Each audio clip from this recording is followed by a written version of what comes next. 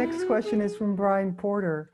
And he said, "Dear Sat Shree, you talk about watching whatever is arising during meditation and of aligning to purpose that which is not yet awakened in us.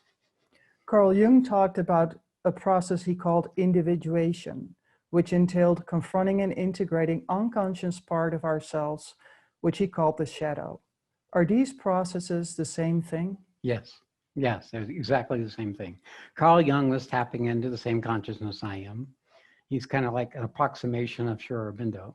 So Carl Jung and others who were tapping in during that time, early 20th century, were tapping into the same truth we're speaking here. So how we embody is by meeting the darkness. How we meet the darkness is by being willing to show itself. So self-inquiry is where we penetrate into the remaining darkness and it starts revealing ourselves. So we use our intellect, our intelligence, and our attention to find it. And this meeting it, finding it, begins the process of dismantling it, which by very design makes room for what is doing the inquiry, makes room for the seeker of truth or the seeker of fullness or the seeking in us that is still bringing in the light into the darkness. So this is the process. The more we meet the unmet portions in ourselves, the more we embody. And because all of these on subconscious stuff live in the lower parts of the iceberg of our awareness. You know, we have this little piece of it, this 10% piece of it on top of a 90% that's normally outside of our surface awareness. When we start opening up that capacity of attention and start directing it to the truncated other parts of our iceberg, then we begin to inhabit the iceberg. And it doesn't stop with our bodies, by the way, but it goes and goes and goes into the whole field of the creation. So this initial inquiry, investigation, discovery is very much how we become more embodied. Now, of course, it's not just enough to sit in our meditation or in our retreat or in our ashram and do this. We have to be in life, because life will then stir up what's hidden in these domains, because you're there now. And all the darkness actually doesn't know it, but it wants what you're bringing. It wants to be the light. Darkness wants to be the light, but it doesn't know it wants to be the light. Matter of fact, it might be scared shitless of the light until it itself becomes the light.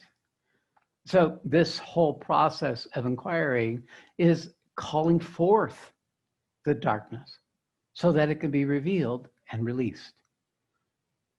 And isn't that our work? And even if our intelligent inquiry is still using our intellect and our mind, it evokes a principle of resolution that starts happening. That's fundamental to the purpose of your birth. That's fundamental to why you have darkness and why you have light as part of your nature. And it takes over the process, and therefore inevitably sets in motion the discovery of what it is to have a body on this planet, to be a person on this planet.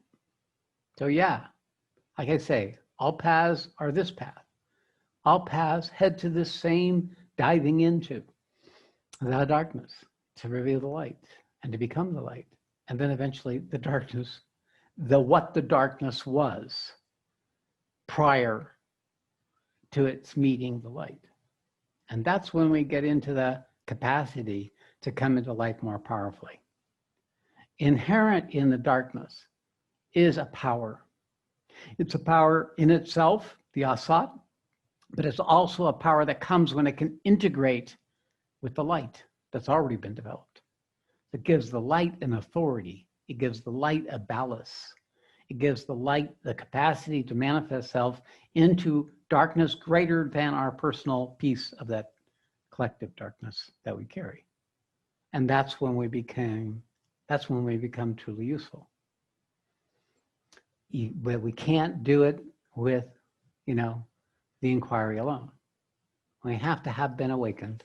We have to have been touched by something greater than ourselves. We have to have a sense of the purpose of doing so, because that purpose won't be to enhance or strengthen the ego. It would be to be useful channel or instrument, to become a useful channel or instrument. And that carries the force, to have that become what we speak of, and not necessarily what was pointed to by Carl Jung. He was obviously, just like Sri Aurobindo, working in the principles and awareness and in the instructions, and not necessarily initiating the transformational process. That wasn't their role. Now in our relationship, I initiate the transformative process in those of you whose soils is ready to receive that. And then there are catalytic events starts occurring. So yes, it starts doing it. And then if you know of how to do inquiry, it becomes much more effective in collaborating with that process of the transmuting force that you're in the midst of, transmuting process that you're in the midst of.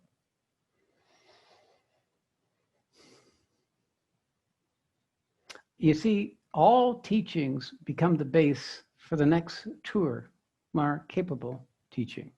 The understanding that was here 300 years ago has now become the base for understandings that have followed subsequently, where we have the world, literally a magical world to people who had lived 300 years ago, as part of our ordinary lives. So it's true in spirit. We are evolving in the capacity of being able to transform the human system into a vehicle for something much larger and truer. And it's been built on a truth that was inherent in all the traditions and all the teachings and all the methods, both past and current. But without this fire, without this transformative power, it's just more of a horizontal expansion of the numbers of ways from the awareness that we could enter into these through books and through techniques and methods. But with the transformative power, these things become enhanced in their ability to accelerate our transformational process. This is one of the reasons we're doing the self-inquiry program that Jason Tai and his partner Ingo are creating for us, is because I recognize the power of our collaboration by using our intelligence to dive in and to activate that which is in the process of transformation in a way that it can be seen, recognized, and integrated more effectively. So it is an area where we can collaborate more fully. And for what purpose? Well, to accelerate the coming of the divinity that you are into your body, into your life, into what you live for. Because we can't waste any time. That's where we are.